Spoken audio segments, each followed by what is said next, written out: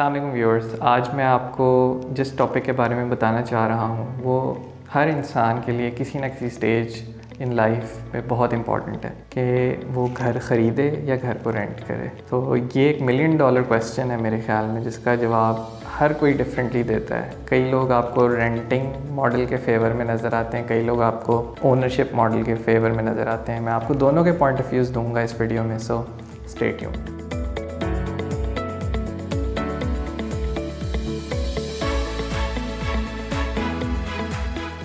First step जो है इस क्वेश्चन के बारे में वो ये है कि आप कंसिस्टेंसी चाहते हैं, ग्राउंडिंग चाहते हैं, या आप फ्लेक्सिबिलिटी चाहते हैं। ये एक पर्सनल प्रेफरेंस है किसी भी इंसान के लिए। अगर आप इन अ वे एक शहर में बसते हैं, वहाँ पे आपके पेरेंट्स हैं, ग्रैंड पेरेंट्स हैं, और आपका लाइफस्टाइल बहुत डोमेस्टिकेटेड है, सॉर्ट ऑफ आप ट्रैवल नहीं करते ज़्यादा, ना ही आपको ट्रैवलिंग का शौक़ है, तो उस सिनेरियो में आपको रिकमेंड करूँगा कि हो सकता है कि घर को ख़रीद लें। और ख़रीदने से भी मुराद मैं आपको एक मॉर्गेज करवाएं। उसमें फ़ायदा ये होता है आपको लम सम पेमेंट नहीं करनी पड़ती। उसमें आप कुछ डाउन पेमेंट करते हैं, बाकी आप जो हैं उस वक्त के साथ साथ आप इंटरेस्ट पे ऑफ करते जाते हैं। तो it's not heavy on your pocket, और उसको रेंटिंग के तौर पे ही आप लें।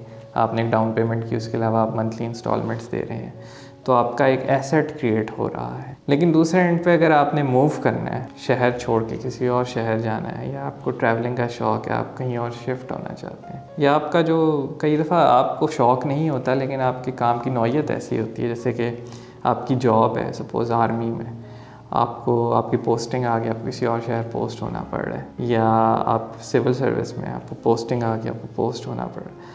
उस सिनेरियो में मैं ये कहूँगा कि रेंटिंग जो है बेहतर है। कि अगर आपकी जॉब का नेचर इस तरह का है, या आपको ट्रैवलिंग का बहुत शौक़ है, या आप एक जगह पे अभी सेटल नहीं होना चाह रहे, जैसे कि अगर आप सिंगल हैं, आप मैरिड नहीं हैं, तो उस केस में आपके लिए बेहतर है कि आप रेंट करें, क्योंकि यू नेवर नो कि आपकी लाइफ आपको किधर लेके जाती है, आपकी फ्यूचर में जॉब्स कहाँ पे, आपने स्टडी करने अब्रॉड जाना हो, या आपने अब्रॉड सेटल होना हो, तो उस केस में मैं आपको कहूँगा कि आप रेंट करें। सेकंड पॉइंट जो है, इट्स अबाउट एसेट। एक घर जो है अगर आप उसे ख़रीद रहे हैं वो आपके लिए एक एसेट है। अगर आप रेंट कर रहे हैं तो आपका एसेट नहीं है। और इसमें यह है कि अगर आप घर को एक एसेट के तौर पे लेते हैं तो आप मंथली जो उसमें की मॉर्गेज पे ऑफ कर रहे हैं वो क्यूमुलेट होती जा रही है, और उस इन्वेस्टमेंट को आप इन अ वे उसका रिटर्न भी हासिल कर सकते हैं। सपोज़ अगर आप 10-15 साल बाद वो घर बेचने का सोचते हैं तो आपके पास एक हैंडसम अमाउंट उसके अगेंस्ट आ सकती है। इसके बरक्स अगर आप रेंटिंग कर रहे हैं तो रेंट की जो कॉस्ट आपने पे ऑफ कर दी वो इन अ वे आपकी, मैं ये तो नहीं कहूँगा ज़ाया होगी, वो ये है कि वो आपकी संक कॉस्ट है। वो आपको फ़ायदा इस लिहाज से नहीं दे सकती फ्यूचर में, क्योंकि आप उसे रिकवर नहीं कर सकते। इस लिहाज से आपका ओनरशिप मॉडल जो है वो if you see it from an asset point of view बेहतर है। जो थर्ड पॉइंट है, it's about the maintenance cost. अगर आप एक घर रेंट कर रहे हैं वहाँ पे मेंटेनेंस कॉस्ट इतनी ज़्यादा नहीं होती, और अक्सर केसेस में जो ओनर्स होते हैं वो उनकी रिस्पॉन्सिबिलिटी और उनकी हेडेक होती है कि वो उसकी मेंटेनेंस करें। आप क्योंकि रेंट पे रह रहे हैं, उधर आप ज़्यादा उसमें मेंटेनेंस भी नहीं करेंगे, रेनोवेशंस भी नहीं कराएंगे, तो आपकी वो कॉस्ट जो है over the period of time काफ़ी ज़्यादा बच जाती हैं। इसके बरक्स अगर आप एक चीज़ ओन कर रहे हैं तो आपकी कोशिश होती है वो बेहतर से बेहतर हो, उसमें आप उस घर में रेनोवेशंस भी कराएंगे, उस घर पे आप उसकी मेंटेनेंस के लिए पैसे भी ज़्यादा खर्च करेंगे। तो आपको इन अ वे पता नहीं चल रहा होता, लेकिन ग्रेजुअली विद टाइम आप थोड़ी थोड़ी अमाउंट्स करके काफ़ी ज़्यादा पैसा उसकी मेंटेनेंस पे लगा देते हैं जो आप ओन करते हैं घर। और रेंटेड हाउस जो होता है उसमें आप मेंटेनेंस पे पैसा ज़्यादा नहीं लगाते। नेक्स्ट जो पॉइंट है, it's about piece of mind.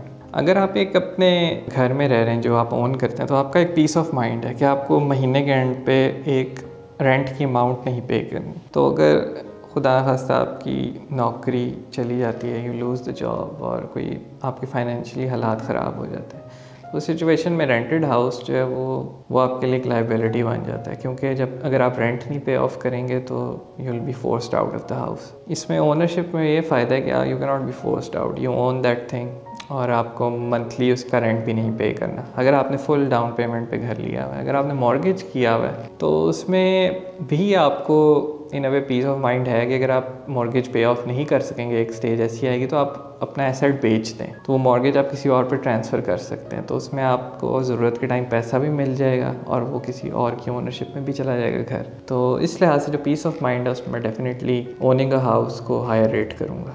इसके अलावा एक और बहुत इंपॉर्टेंट पॉइंट है कि रेंटिंग में आप अपनी क्रिएटिविटी जो है उसको हैम्पर कर रहे हैं। किस तरह से कि जैसे अगर आप एक घर ओन कर रहे हैं, उस घर में आप पेंट्स चेंज कर सकते हैं, वॉलपेपर्स लगा सकते हैं, आप उसकी फ्लोरिंग चेंज कर सकते हैं, फर्निशिंग में भी आप काफ़ी कुछ चेंजेस ला सकते हैं। लेकिन अगर आप रेंटेड हाउस है, उसमें आपके जो ओनर्स हैं उस घर के, जो जिन्होंने आपको रेंट पे दिया हुआ है, वो आपके लिए रिस्ट्रिक्शंस लगा सकते हैं कि आप पेंट को नहीं हाथ लगा सकते, आप वॉल पे आप पेंटिंग्स नहीं हैंग कर सकते क्योंकि उससे उनकी पीछे पेंट है वो डैमेज होता है। उसके अलावा वॉलपेपर्स नहीं लगा सकते, अगर लगे हुए हैं तो आप उन्हें उतार नहीं सकते। तो आपके लिए वो space in a way foreign बन जाती है। It's not a part of you, it's more like a place you can not feel at home in the true sense. तो ये भी बड़ा इंपॉर्टेंट है इंसान के लिए कि उसको अपनी क्रिएटिविटी को एक्सप्रेस करने के लिए, अपने आर्ट को एक्सप्रेस करने के लिए एक मीडियम चाहिए। तो कई लोगों के लिए इंटीरियर डिज़ाइन एक मीडियम है टू एक्सप्रेस देमसेल्व्स, और अगर वो उसे सही तरह ना कर सकें तो उनके लिए एक इन अ वे उनकी क्वालिटी ऑफ लाइफ जो है वो हैम्पर होती है। तो मैं ये कहूँगा कि आप ओनरशिप मॉडल में ये आपको फ़ायदा, you can be more creative, and in renting model you are in a way less creative. लेकिन ये रिलेटिव है। इट्स मोर लाइक कि जिन्हें इंटीरियर डिज़ाइन, आर्किटेक्चर में इंटरेस्ट है, उनके लिए मैं बात कर रहा हूँ। इन जो विजुअल आर्ट्स में हैं या जिनका पेंटिंग से ताल्लुक़ है, वो तो किसी भी स्पेस के अंदर अपनी क्रिएटिविटी का इजहार कर सकते हैं। नेक्स्ट पॉइंट जो है वो है अबाउट स्टेबिलिटी। जो घर आप ओन करते हैं उसमें आपके पास एक स्टेबिलिटी है इन अ वे कि उस घर से आपको कोई निकाल नहीं सकता। और जो रेंटेड हाउस है उसमें अगर आपका जो मालिक मकान है उन्हें अच्छी ऑफ़र आ जाए तो वो घर बेचने का भी सोच सकते हैं। तो अगर उन्होंने घर बेचना हो तो आपको खाली करना पड़ेगा।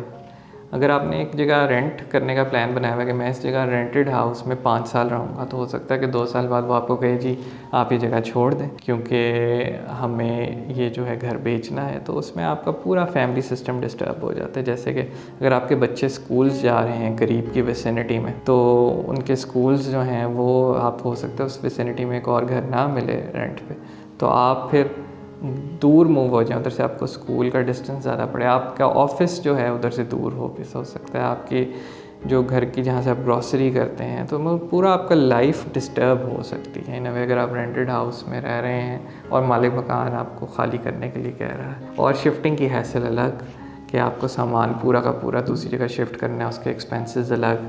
फिर वही बात है कि आपकी रिक्वायरमेंट्स के मुताबिक आपको नया घर मिले ना मिले, वो भी रेंटिंग मार्केट पे डिपेंड करता है कि अवेलेबिलिटी ऑफ हाउसेस किस तरह की है, क्या चीज़ अवेलेबल है क्या नहीं available.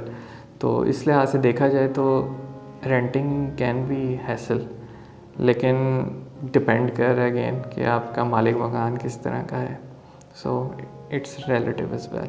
So thank you for watching this video, और सब्सक्राइब करें चैनल को, इस वीडियो को लाइक करें, कमेंट्स करें और ज़्यादा से ज़्यादा शेयर करें।